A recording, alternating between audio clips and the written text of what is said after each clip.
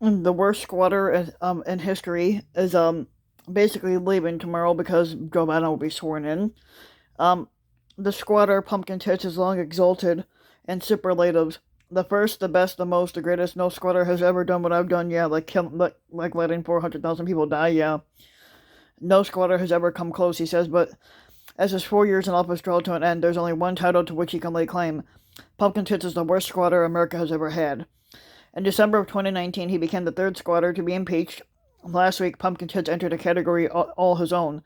He became the first squatter to be impeached not just once, but twice. But impeachment, which depends in part on the makeup of Congress, is not the most objective standard. But what does being the worst squatter actually mean? And is there even any value at the bitter end of a bad squadancy or presidency and spending energy on judging a pageant of failed presidencies? It is helpful to think of the responsibilities of any president in terms of the two elements of the oath of office that's set forth in the Constitution.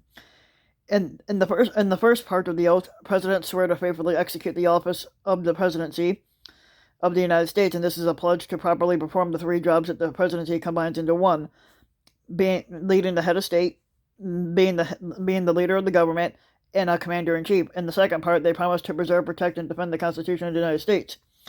Pumpkin Tits was a serial violator of the second oath, as evidenced by his continual use of the office for personal and financial gain. But focusing on three crucial ways in which he betrayed it helps clarify his singular historical status. First, he failed to put the national security interest of the United States ahead of his own political need.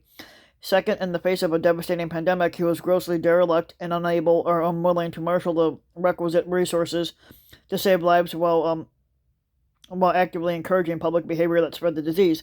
And third, he held to account by voters for his failures. He refused to concede defeat and instead instigated an insurrection stirring a mob that stormed the Capitol. Many chief executives have failed, in one way or another, to live up to the demands of the job, or to competently discharge them.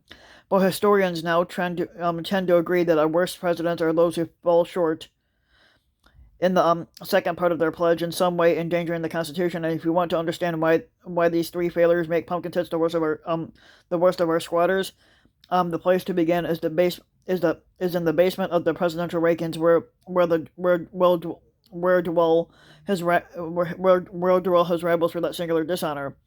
For decades in the 20th century, many historians agreed that the title Pumpkin Tits has recently earned probably belonged to Warren G. Harding, a president that most people remembered back in the 1920s. The journalist H. L. Mencken, who's a master of the acidic bon mot, listened to Harding's inaugural address and despaired. No other such complete and dreadful nitwit is to be found in the pages of American history, he had wrote at that time. Poor Harding, our 29th president, popularized the word normalcy and self-decrepitantly described himself as a biovator before he died in office of natural causes in 1923. Although mourned by an entire nation, 9 million people are said to have viewed his funeral train, and many singing his favorite hymn, "Nearer my God to thee." He was never respected by people of letters when he was alive. An avalanche of posthumous revelations about corruption in his administration made him an object of scorn among most historians. In 1948, Arthur Schlesinger began the tradition of regularly ranking our presidents, which his son, Arthur Jr., continued for decades, and Harding consistently came in dead last, dominating the category entitled failure. That The scandal that prompted Harding's descent to presidential hell involved the leasing of a private drilling rig on federal lands in California and under a Wyoming rock resembling a teapot. Teapot Dome would serve as the shorthand for the terrible presidential scandal until it was displaced by Watergate. In April of 1922, the Republican-controlled Senate began an investigation of the Republican administration. With Harding promising cooperation, public hearings began only after Harding's death the next year. The Secretary of the Interior was ultimately found guilty of bribery and becoming the first person to go from the cabinet to jail. Other scandals engulfed the director of the Veterans Bureau and the Attorney General. Although Harding had some warning of the corruption in his administration, no evidence suggests that he personally profited from it, or that he was guilty of more than just and there wasn't any proof that he was more than just guilty of more than incompetence.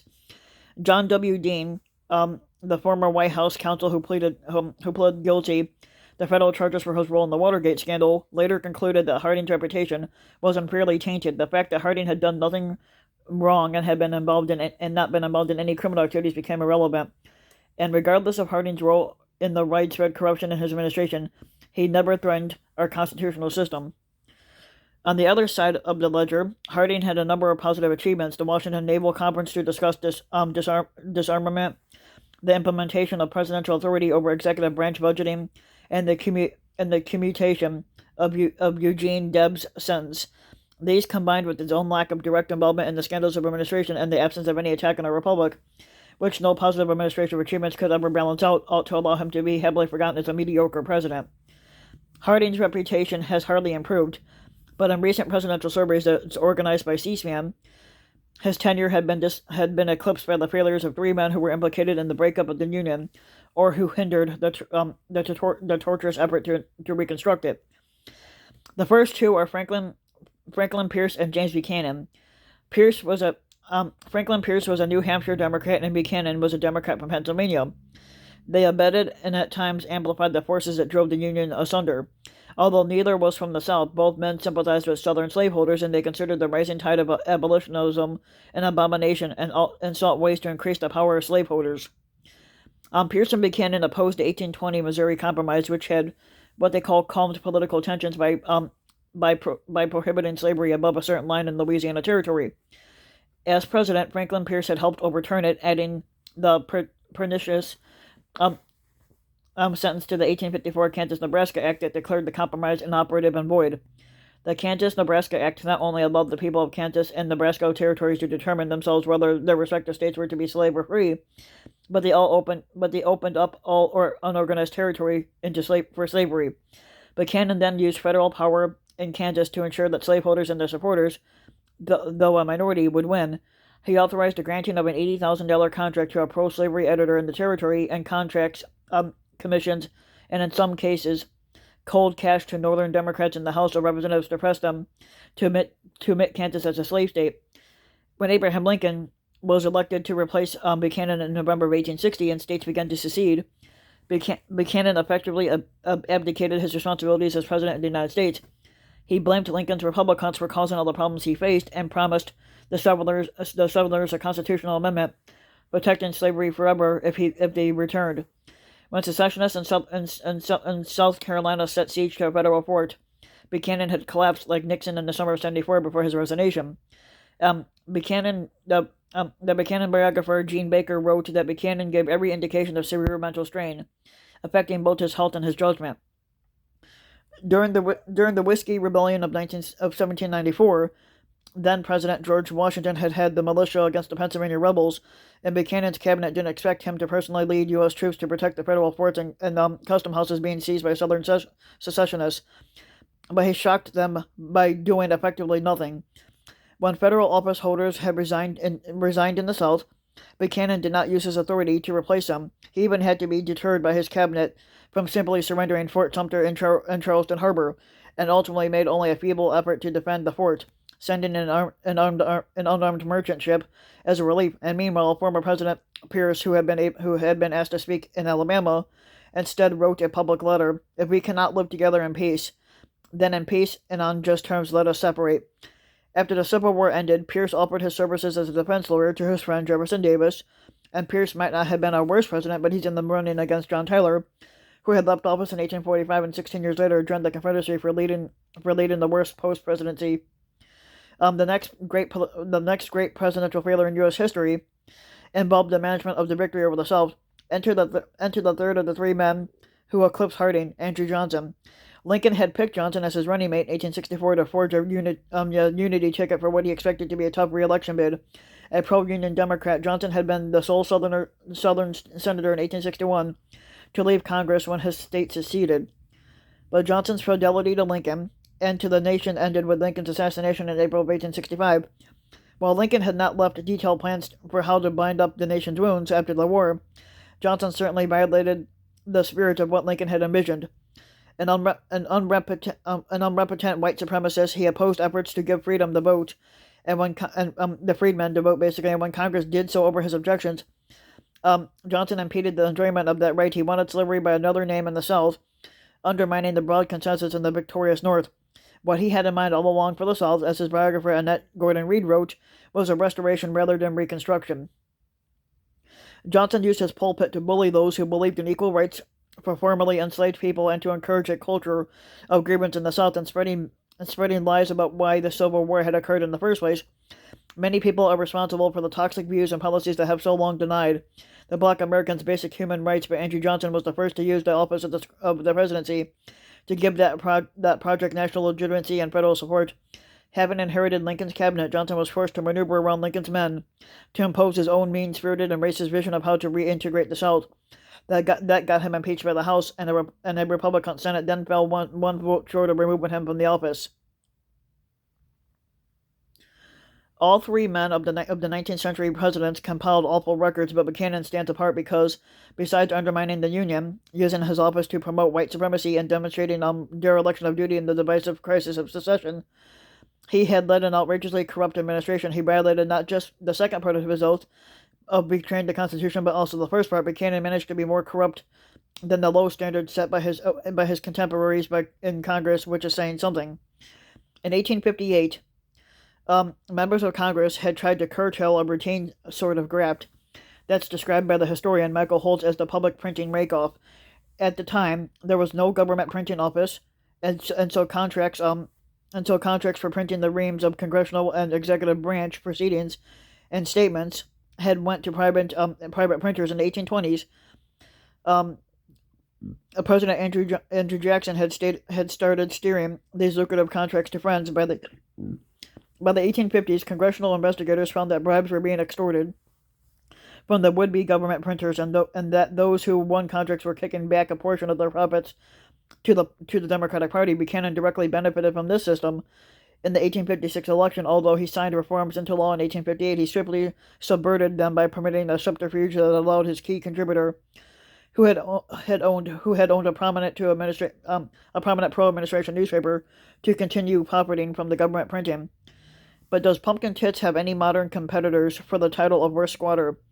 Like Harding, a number of presidents who were poor executors of the office, President Woodrow Wilson was an awful man who presided over an apartheid system in the nation's capital, which largely confined his support for democracy abroad to white nations, and then mishandled a pandemic. President Herbert Hoover had helped drive the U.S. economy into the ground during the Great Depression because the economics he learned as a young man proved fundamentally wrong. President George W. Bush's impulse after 9/11 to weaken American civil liberties in the name of protecting them, and his blanket approval of interrogation techniques had universally considered torture, left Americans disillusioned and impeded the struggle to radicalize Islamists. His invasion of Iraq in 2003, like Thomas Jefferson's embargo on foreign trade during the Napoleonic Wars, had disastrous consequences for American power and undermined unity at home and abroad. And these presidents, except for Pumpkin Tits being the smarter, were each deeply flawed, but not in the same league as their predecessors, who steered the country into civil war, did their utmost to deprive formerly enslaved people of their hard-won rights while rewarding those who betrayed their country. And then you have Richard Nixon. Before Pumpkin Tits, Nixon set the standard for modern presidential failure as the first president to resign from office, and he resigned instead of facing impeachment. And in many ways, their presidencies have been eerily parallel, but the comparison to Nixon reveals the ways in which Pumpkin Tits' squadroncy has not merely been bad, but the very worst we have ever seen. Like the 45th squatter, Nixon ascended to office by committing an original sin. As the Republican presidential nominee, Nixon intervened indirectly to scuttle peace negotiations in Paris over the Vietnam War. He was worried that a diplomatic breakthrough in the 11th hour of the campaign would help his Democratic rival Hubert Humphrey. For Nixon, it set the pattern for future presidential lies and cover-ups. Pumpkin Tits too, but put his political prospects ahead of any sense of duty. As a candidate, Pumpkin Tits openly appealed to Russia to steal his opponent's emails. Then, as Russia dumped hacked emails from her campaign chair, he seized on the pilfered materials to suggest wrongdoing and amplified Russian disinformation efforts. Extensive investigations during his administration by then Special Counsel Robert Mueller and the Senate Intelligence Committee didn't produce any evidence suggesting that he directly abetted Russian hacking, but those investigations were impeded by a pattern of obstructive conduct that Mueller carefully outlined in his report. Pumpkin Tits' heartless and incompetent approach to immigration, his use of tax policy to punish states that didn't vote for him, his diversion of public funds to properties owned by him and his family, his impulsive and self-defeating approach to trade, and his petulance toward traditional allies assured on their own that he would not be seen as a successful squatter. But these failures have more to do with the first part of his oath, the case that Pumpkin Tits is not just the worst of our modern squatters, but the worst of them all. Rests on three other pillars, not all of which have a Nixonian parallel. Pumpkin Tits is the first squatter since America became a superpower to subordinate national security interest and his political needs. Nixon's mishandling of a renewed peace negotiation with Hanoi in the 1972 election campaign led to the commission of a war crime, the unnecessary Christmas bombing at the end of that year, but it cannot compare, in terms of the harm to U.S. national interest, to Pumpkin Tits' serial subservience to foreign strongmen such as Recep Tayyip Erdogan of Turkey and Kim Jong-un of North Korea and, of course, Russia's Vladimir Putin, none of whom act out of a sense of a shared interest with the United States. But Pumpkin Tits' effort to squeeze the Ukrainians to get dirt on his likely opponent in 2020, which is the cause of his first impeachment, was just the best documented instance of a form of corruption that characterized his entire foreign policy. The second pillar is Pumpkin Tits' dereliction of duty during the COVID-19 pandemic, which has led up to 400,000 people dying by his hand. And in his inaugural address, Pumpkin Tits vowed an end to American carnage, but in office, he presided over needless death and suffering. Pumpkin Tits' failure to anticipate and then respond to the pandemic has no equivalent in Nixon's tenure. When Nixon wasn't plotting political subversion and revenge against his perceived enemies, he could be a good administrator. Pumpkin Tits is not the first squatter to have been surprised by a threat to our country. Franklin Roosevelt was caught off guard by the Japanese attack on Pearl Harbor, but Pumpkin Tits, like FDR, could have tried to redeem himself by his management of the response. But Pumpkin Tits lacked FDR's intellect and leadership skills. Instead of adapting, he dug in, denying the severity of the challenge and the importance of mask wearing and social distancing while bemoaning the likely damage to his beloved economy. Pumpkin Tits continued to insist that he was in charge of Americans' coronavirus response, but when being in charge required him to actively oversee plans, or at least to lead and approve them, he punted on the tough issues of ramping up testing and was painfully slow to secure sufficient protective equipment and ventilators. FDR didn't directly manage the Liberty Ship program, but he grasped its necessity and understood how to empower subordinates. Pumpkin Tits instead ignored his own experts and advisors, and searching constantly for some silver bullet that would relieve him of the necessity of making hard choices, he threw money at pharmaceuticals and biotech firms to accelerate the work on vaccines with good results, but went AWOL on the massive logistical effort administering those vaccine requires. In doubling down on his opposition to basic public health measures, the squatter had crossed a new line of awfulness. Three of Pumpkin Tits' tweets on April 17th of 2020 had basically said liberate Virginia, liberate Michigan, and liberate Minnesota, and had moved him into Pierce and Buchanan territory for the first time. The squatter was promoting disunity. The liberation he was advocating was civil disobedience. Was basically civil disobedience against the stay-at-home rules that were put in place by governors who were listening to public health experts. Pumpkin Tits then organized a series of in-person Klan rallies that sickened audience members and encouraged the wider public to put themselves at risk. Pumpkin Tits had channeled the same divisive spirit that Pierce and Buchanan had tapped by turning requests for the governors of the states that had been the hardest hit by the coronavirus into opportunities for partisan and sectarian attack, basically. 58,000 Americans had already died of the virus when Pumpkin Tits signaled that ignoring or actively violating public health mandates was a patriotic act, which it's not. Over the summer, even as the death toll from COVID mounted, Pumpkin Tits never stopped bullying civic leaders who had promoted the mask wearing and continued to hold large in-person Klan rallies, despite the risk of spreading the virus. When the squatter himself became sick in the fall, rather than being sobered by his personal brush with serious illness, the squatter chose to turn a potential teachable moment for any Americans into a grotesque carnival. He had used his squadral access to experimental treatment to argue that ordinary Americans needed to not fear the disease. He even took a joyride around Walter Reed National Military Medical Center in his closed armored SUV to bask in the glow of his sycophantic inbred trailer park supporters' adulation while endangering the health of his Secret Service detail. American presidents have a mixed record with epidemics. For every Barack Obama, whose administration professionally managed the threats from Ebola and the H1N1 virus, or George W. Bush, who tackled AIDS in Africa, and there's been a Woodrow Wilson who mishandled the influenza pandemic, or Ronald Reagan who was derelict in the face of AIDS. But neither Reagan nor Wilson actively promoted any risky behavior for political purposes, nor did they personally obstruct federal-state partnerships that had been intended to control the spread of the disease. On those points, Pumpkin Tits stands alone.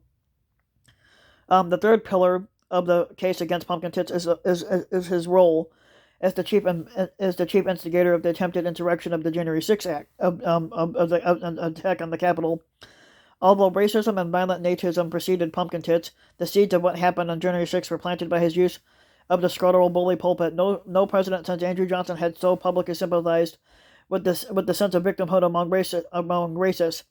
In important ways, Nixon prefigured Pumpkin Tits by conspiring with his top lieutenants to use race and covertly to bring about a realignment in U.S. politics. Nixon's goal was to lure racists away from the Democratic Party and so to transform the Republican Party into a governing majority. Pumpkin Tits has gone even further, from his remarks at the neo-Nazi Klan rally in Charlottesville, Virginia, to his effort to set the U.S. military against the Black Lives Matter movement. Pumpkin Tits has openly used race in an effort to transform the Republican Party into an agitated, cult-like white supremacist minority movement that could win elections only through fear, disenfranchisement, and disinformation. Both Pumpkin Tits and Nixon sought to subvert any serious efforts to deny them re-election. Nixon had approved a dirty tricks campaign, and his chief of staff, Bob Haldeman, had approved the details of an illegal espionage program against the eventual Democratic nominee. Nixon won his re-election, but ultimately left office in the middle of his second term because of the press, the Department of Justice, and Congress uncovered his efforts to hide his role in this subversion of the Watergate scandal.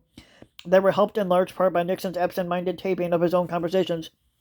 And Pumpkin Tits never won re-election. Instead, he mounted the first effort by a defeated incumbent to use the power of his office to overturn a presidential election. Both men looked for weakness in the system to retain power, but Pumpkin Tits' attempt to steal the 2020 election put him in a class of awfulness all by himself.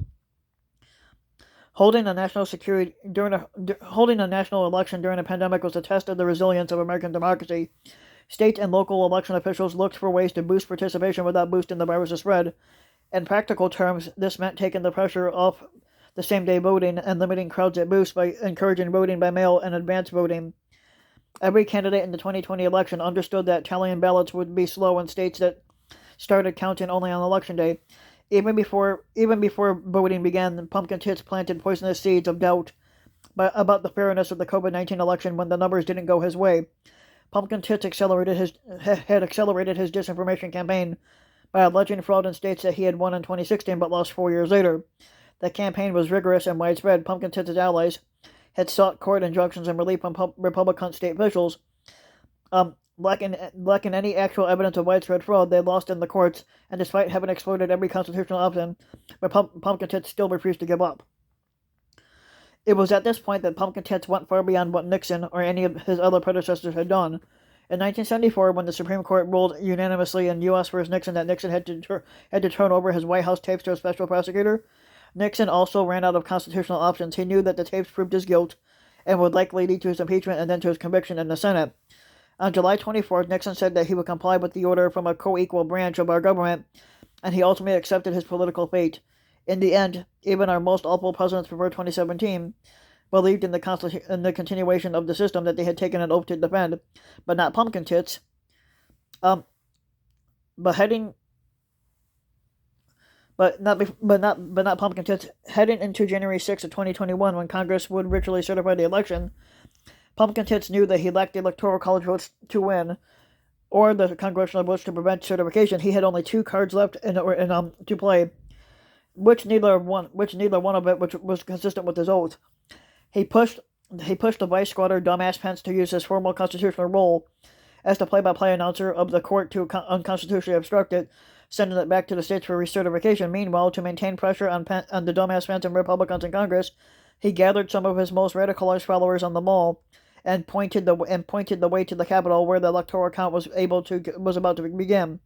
When dumbass Pence refused to exceed his constitutional authority, Pumpkin Tits unleashed his mob. He clearly wanted the count to be disrupted. On January 6, Pumpkin Tits' legacy was on a knife's edge. Pumpkin Tits likely knew that dumbass Pence's intention when he began to speak to the mob. He knew that the vice squatter would disappoint his hopes, and rallying up the mob and sending it down Pennsylvania Avenue, he was imperiling the safety of his vice squatter and the members of Congress. If there was any doubt that he was willing to countenance violence to get his way, it disappeared in the face of the squatter's long inaction. As he sat in the White House watching his live footage of the spreading assault, and he still may do some more damage before he departs tomorrow.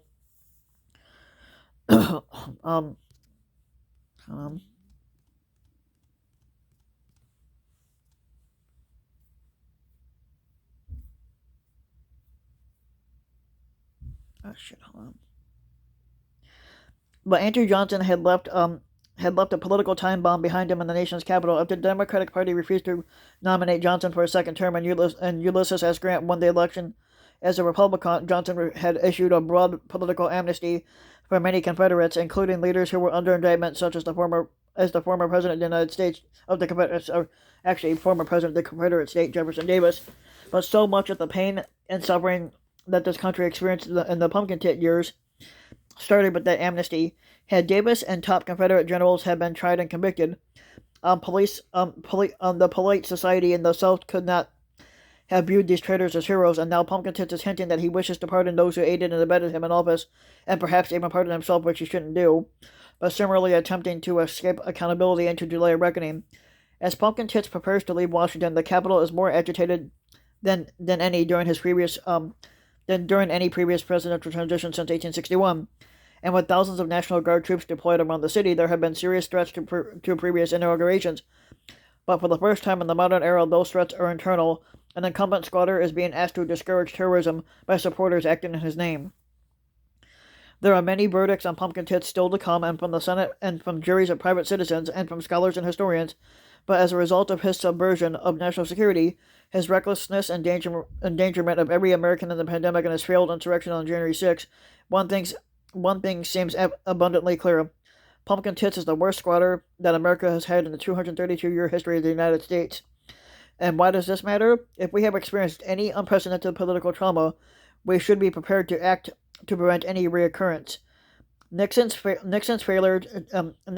introduced an era of government reform and expanded privacy rights, and overhauled campaign finance rules, presidential records preservations, and enhanced congressional oversight of the covert operations.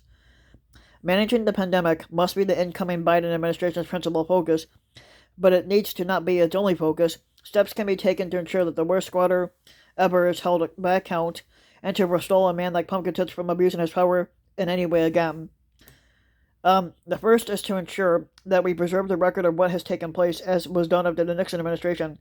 Congress should pass a law establishing guidelines for the preservation of access and to the materials of the Pumpkin Tit squattancy. Those guidelines should also protect nonpartisan public history and at any public facility associated with the Pumpkin Tit era. The Presidential Records Act already puts those documents under the control of the Archivist of the United States, but Congress should mandate that they can be held in the D.C. area, and that the National Archives should not partner with the Pumpkin Tit Foundation in any public history efforts. Disentangling